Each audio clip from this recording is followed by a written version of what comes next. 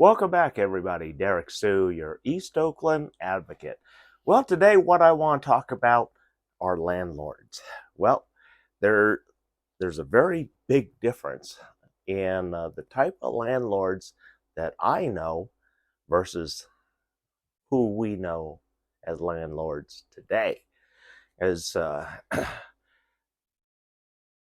I know both sides. I had uh, very close friend who was my staff sergeant, and he lived in a nice home in West Alameda, and him and his wife lived there for 20 years.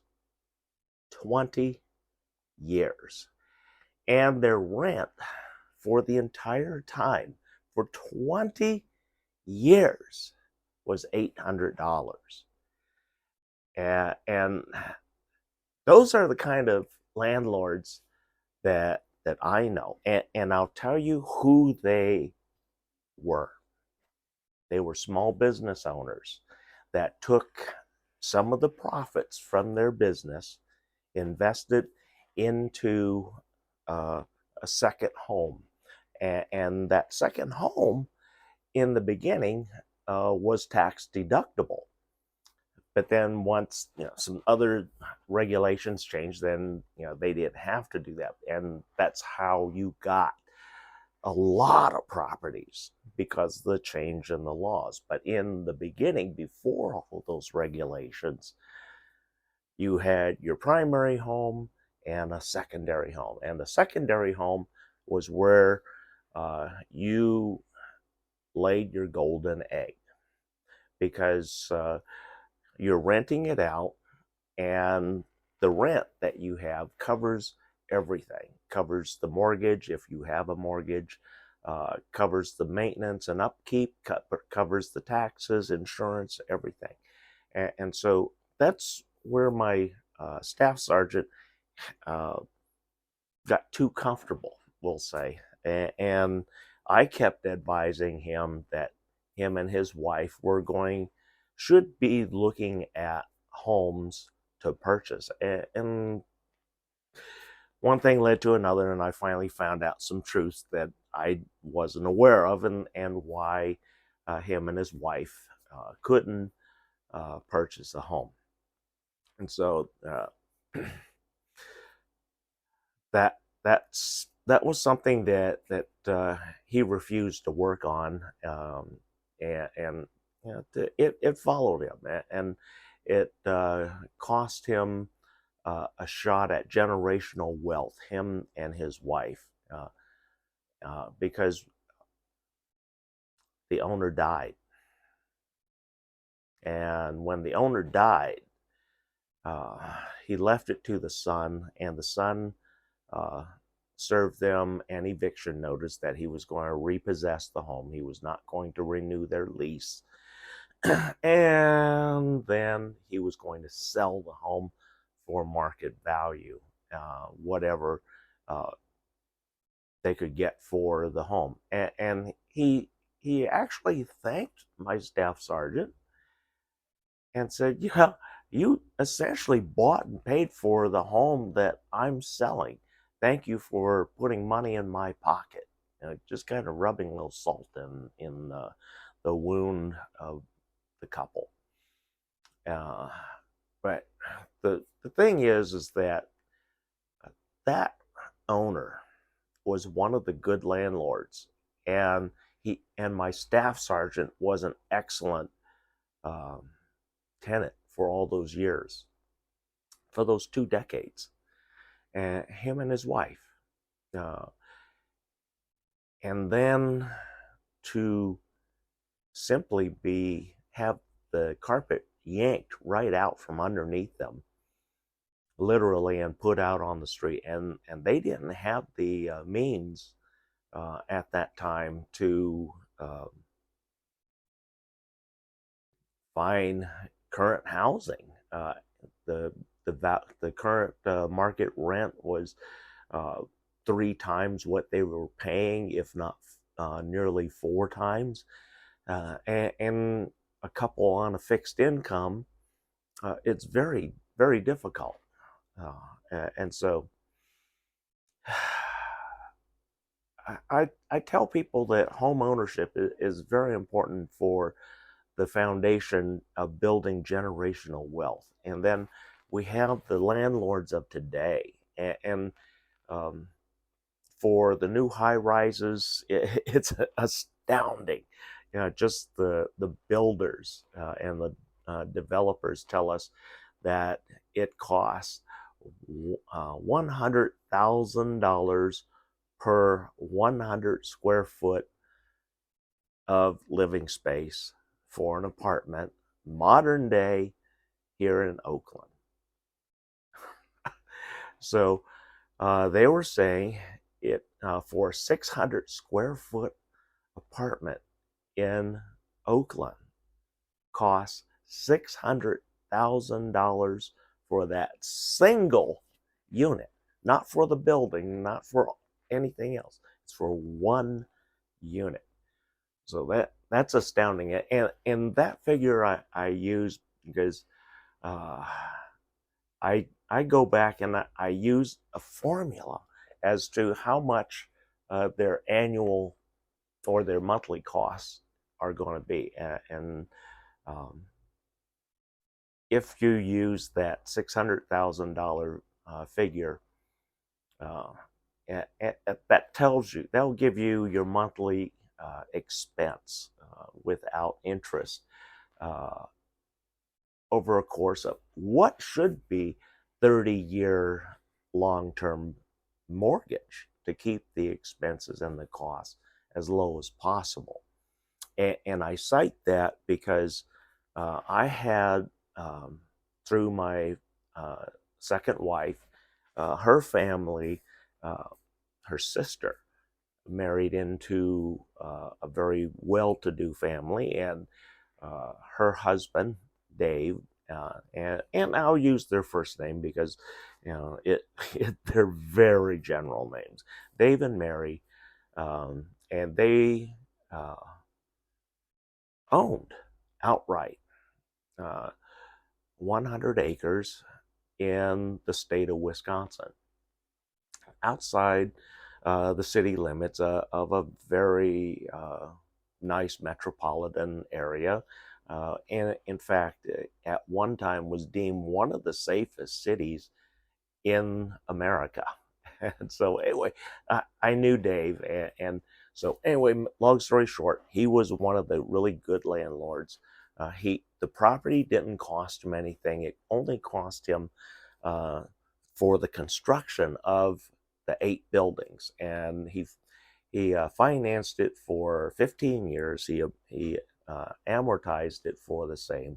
And after 15 years, the building was completely paid off. But here's the fun, interesting part. Uh, he was one of the really good landlords, and how you can tell a really good landlord and the rent is fair, that the landlord actually has a waiting list of people that want to get in to your rentals. And that's what Dave and Mary had. I mean, it was incredible. They had 80 units.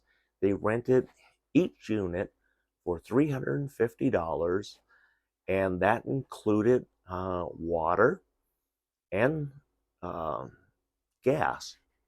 I think it was, no, just water. Water and trash. That's what it was. Water and trash. And so they had to pay for their own electricity. They had to pay for their own gas. And uh, this was a brand new building. And so Dave and Mary only incurred the financing costs of the construction. Plus, uh, uh, they were doing in-house maintenance. Mary, took over maintaining the units, and when folks moved out, serving eviction papers and things like that. So they kept things in-house, kept the costs low, and they had 80 units, but it only cost $350 a month for each of those units. And we're talking just before the 90s uh, rental prices then. And There was a 2-year waiting list to get in, and on that list, everybody was pre-qualified to get in there. And so when an opening became available, they can immediately sign their name and move in as soon as that space was available. So that was a really good thing for them. But then also the goodwill that was extended through people that had a good experience with the landlord, with Dave and Mary, recommended them to people that were either moving into that area for one reason or another, or looking for affordable housing, but wanted some recommendations of a good landlord. And today we don't see that. We see landlords taking the entire price, and rather than amortizing over a 30-year period or even a 15-year period, which is the standard in commercial, because that's what Dave and Mary did, a standard 15-year amortization, and paid off the entire loan with interest in that 15-year period. And so shortly thereafter, what their income was, it was after taxes. They were clearing $25,000 a month. Yeah. So real estate can make you a lot of money if you're in the right situation. And a lot of folks had tried to encourage me into becoming a landlord, and I had some experiences with landlords, and good landlords and bad landlords. My one of the things that I tell folks, I had a really good landlord when I first moved out on my own, getting my first place. I moved into the Temescal area. I was on 42nd Street between Telegraph and Webster. And I was on the upstairs duplex of a former single-family home that Clyde, the landlord, had just converted to a duplex. And then in the back of that, there was off-street parking, a trash area, and then there were some other rentals back there. So the rent was very reasonable, and I lived there for about a year and a half. And then there's a story after that, but we're not going to go into that one. But at the time when we were renting, the rent was very reasonable, and we lived in a what I always considered a very good neighborhood. My first wife, girlfriend, she wasn't so comfortable in the neighborhood because she didn't grow up in Oakland. And she had some very negative views, and I ended up divorcing her anyway. So anyway, back to the landlords. A good landlord will not raise the rent, or if he does raise the rent, it's very rarely. And so that was one of my first good experiences with rentals. And then I moved into a home that I purchased, but then other rentals. Here's where things start really getting interesting. On one of the rentals that I did was at the Essex, the condominiums at number 1 Lakeside in city of Oakland. My second wife and I, we had rented a 10th floor studio. It was 600 square feet and $1,600 a month for the rent. And it was an interesting story when this place first opened, they were trying to sell the units as condos, and the price that they were seeking for each unit was insane. And in fact, the rent was for a 600 square foot studio, and my wife and I were paying $1,600 a month. Well, a typical mortgage in Oakland was $1,500 a month. So we were paying $100 more in rent than the average City of Oakland mortgage of that year. Astounding. And I have to say, Essex did an incredible job at marketing. But yet, the reason why I say they were one of the bad landlords is that they didn't guarantee the safety of your vehicle, parked on their property, and there were some pretty negative incidences that occurred there at the Essex during my 2-year stay there, and I can tell you I was never so happy to get out of that place. I hated that place, and being witness to so much crime that happens at the street level and being helpless to truly do anything, because if I did want to intervene, everything that I would have to use would be illegal, and so you couldn't do that.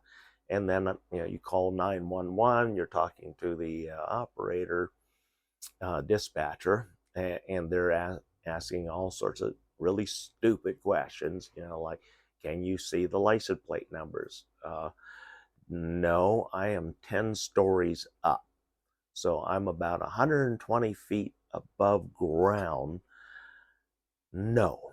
And then there's very little street lights along Lakeside Drive there, so it makes it even more difficult, because the next thing is, can you identify these people? No. Can you identify what they're wearing? Everything is black. So it's crazy. But they were bad landlords because they really didn't care about the tenants. And then when we gave notice that we were moving out, they offered, they made a ridiculous offer to encourage us to stay, and we could actually buy our unit. And this was back in 2004. That we could buy our 600 square foot 10th floor studio for $500,000. $500,000 for 600 square feet. Well, the mortgage on my home over on Santa Clara was only going to be $1,800 a month.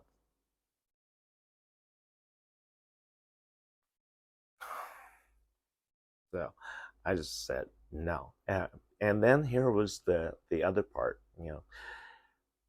that mortgage, a good portion of that's going to be interest for the first 7 years, 8 years, even maybe up to 10 years. A majority of that is interest. And so you're going to be able to write that off almost in its entirety. But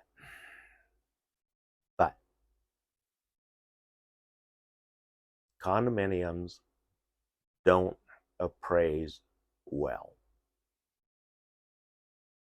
And so in a down economy, trying to unload one of those, if you're a landlord and renting it, or you're an owner trying to downscale so that things are more affordable, but you don't want to let go of that, it's very difficult. Sorry. Still some lingering effects of RSV. So I'm going to be cutting this short. But anyway, the bad landlords, I actually worked for one which was Equity Residential. I worked for them. They actually employed me for 4 months before they terminated me because uh, I kept blowing their monthly budget, and they gave me a crappy building to maintain, and all they wanted to do was keep putting band-aids on this, and the subsequent things that happen, plus the lack of morale in the maintenance crew, the constant turnover of residents, um, because you know the management didn't want to properly deal with uh, the issues of an older building, and they didn't want to put money into it because they were only concerned about the profits. And at the time, that property manager that was the third largest residential um, provider uh, in the country, and I was just uh, part of one uh, apartment complex, with 300 units. I think it was 300, 349. I think it was. They were horrible. They were a horrible landlord, and a horrible agency to rent from, because uh, in their corporate meetings they talk about, no matter what happens, even in a down year, we will not reduce the rent. In fact, their thing was that they will actually add uh, costs to the rent on the renewal. And the least that they wanted to achieve was 3%, but their average was 7. So uh, they would always include a 7% um, increase. And they said the reason why they include that increase wasn't so much that anything went up in value, but they said that the renter, the person that's residing there, is finding value in living there. Well, at the same time, every time you rent or you raise the rent, you're killing that same incentive for that resident to stay there. And so I had a lot of issues with it, and like I said, they terminated me anyway. Um, but that's the bad side. But on the good side, good landlords, like I knew, took care of the tenants, and the tenants took care of them. Right now we have horrible landlords. I've had some really awful ones, and I'll tell you what, the greed level is uh, horrible. And then uh, that greed translates into affordable housing issues. And so we need to somehow uh, find a way where we can make these homes more affordable, because Oakland has more than enough empty units that if we were able to somehow find a way to get folks into these 12 to 16,000 empty units throughout Oakland, because I'm going to be talking about that in an upcoming video, and that's a good solid number, because I went to go look at units at some of these buildings, and the offering of different units at different elevations and different prices and different sizes is mind-blowing. In one setting, I had 15 different units to choose from. 15. So that tells you there, and that was just for a 1 bedroom. I'm just asking for a 1 bedroom, 1 bathroom apartment. I haven't even told you about for a 2 bedroom or a 3 bedroom in Oakland. And the worst part was that for me, to get into move-in position would cost me $12,000 to get into move-in position. And I'm going to talk about why that is in the upcoming video. So thanks for joining me today. Hope you have a good landlord and not one of these really crappy ones. We'll be right back.